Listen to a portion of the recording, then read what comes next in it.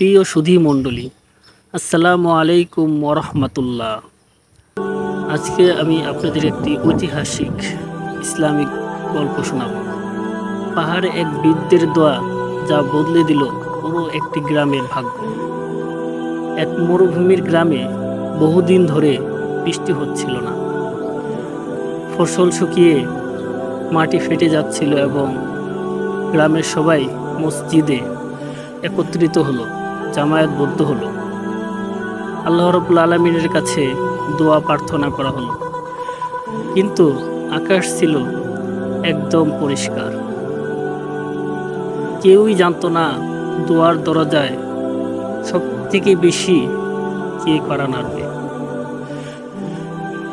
বৃদ্ধ লোক একাই একটা লাঠি নিয়ে পাহাড়ের দিকে রওনা দিলেন এবং তার চোখে শুধু অশ্রু, মুখে ছিল মহান রব্বুল আলামিন তার প্রার্থনা। পাহাড়ের চূড়ায় উঠে তিনি বললেন, ইয়া রব্বুল আলামিন, হে আল্লাহ, আমি জানি তুমিই শোনো। আমি একা এসেছি কারণ তুমি কাউকে কখনো নৈরাশ করো না, ফিরিয়ে দাও না। আমাদের উপর আল্লাহ রহমত বর্ষণ করো। হঠাৎ দোয়ার ফজিলতে আকাশে মেঘ জমতে শুরু করলো এবং বৃষ্টি শুরু হলো মুষলধারে।